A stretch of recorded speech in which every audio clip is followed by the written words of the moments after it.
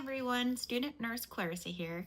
Today, my fellow nursing students, Ashlyn, Jasmine, Mari, and Kelly, are excited to share with you a video that we've created on congestive heart failure, also known as CHF.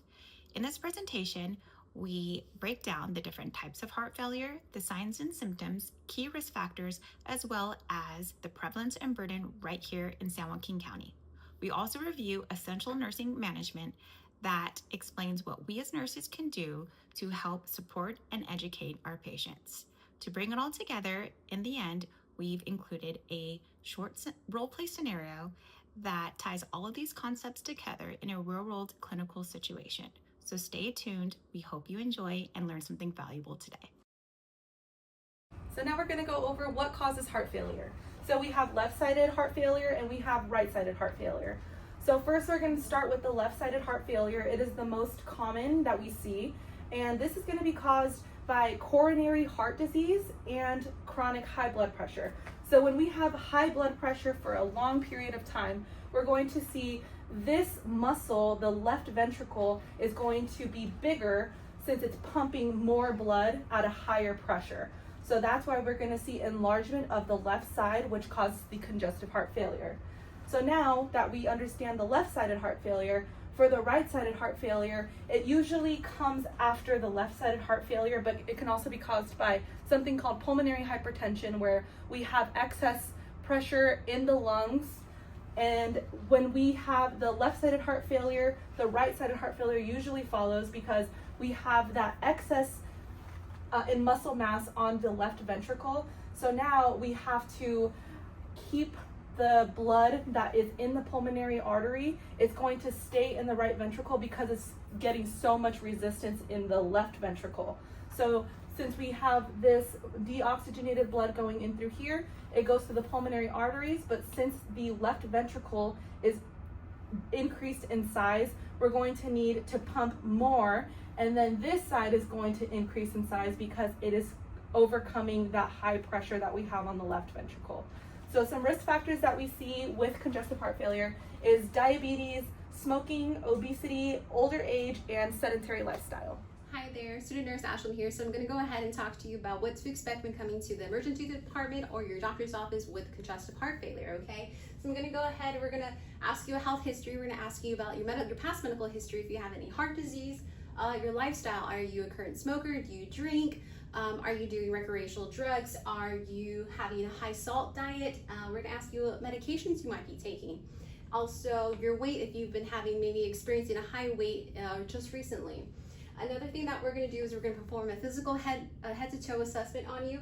We're gonna look at vital signs, blood pressure, lung and heart sounds, looking for edema. This is also known as swelling. So we're gonna look for swelling in your legs, your arms. This stands for jugular vein ascension, so meaning that you have some sort of bulging area right here that could indicate right-sided heart failure. Another thing that we're going to do is monitor EKG, which stands for electrocardiogram, and that's just looking at your electrical rhythm of your heart. The next thing that we're going to do is we're going to ask you about your medications that might be related to congestive heart failure. So diuretics, ACE inhibitors, and beta blockers that we'll ask you, all right? And so the next thing that we're going to ask too is interventions, positioning, making sure that you're in a Fowler's, semi-Fowler's position. We're going to continue to monitor your O2.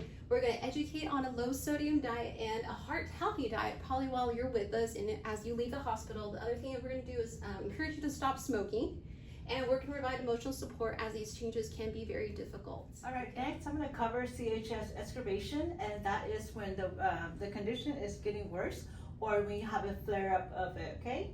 So cause of it is going to be lung infections. That is when you have pneumonias, bronchitis, high sodium diet or intake of it. It could also cause it too, as well as taking NSAIDs or beta blockers medications.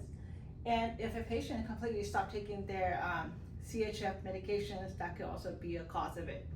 So the symptoms associated with it would be a fatigue, increased heart rate, shortness of breath, and cough, as well. Like you feel like you're full after eating small meals, and weight gain.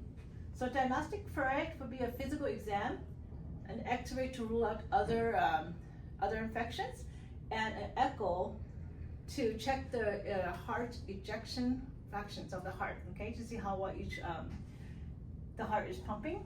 And then you have, for treatment-wise, you need to reduce the fluid that is in the body.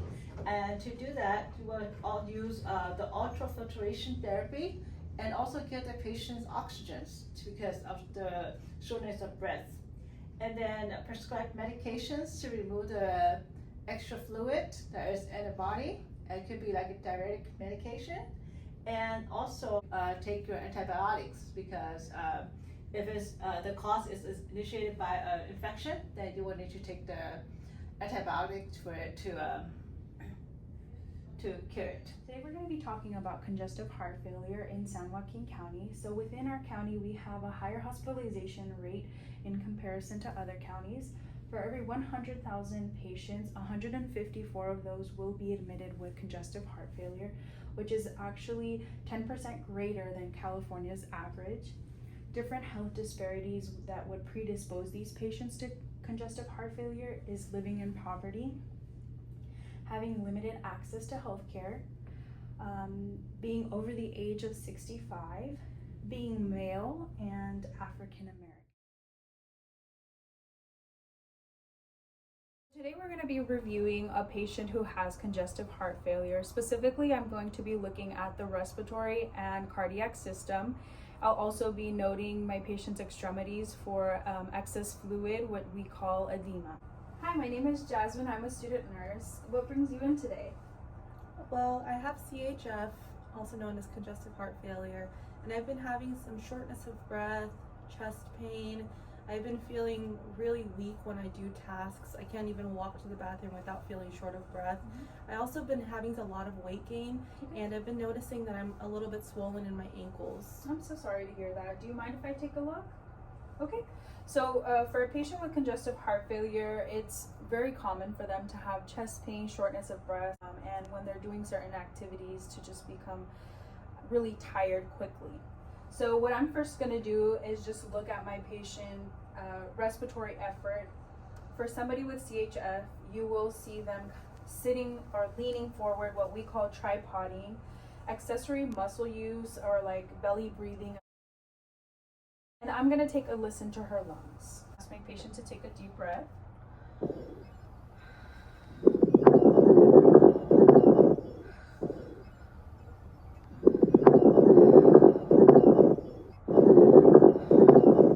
It's really important to listen to the lateral sides of the lungs as well. Okay,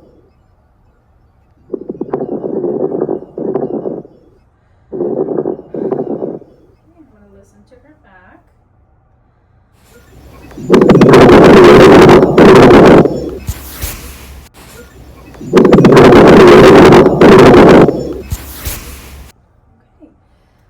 I note crackling on the lungs, both inspiratory and expiratory, which is very common for a patient with CHF. To help her breathe better, I also want to make sure that she's in the highest position possible. It just helps for her breathing. I'm going to look at her arms now, looking for any edema or swelling. Can I have you put your arms out in front of you?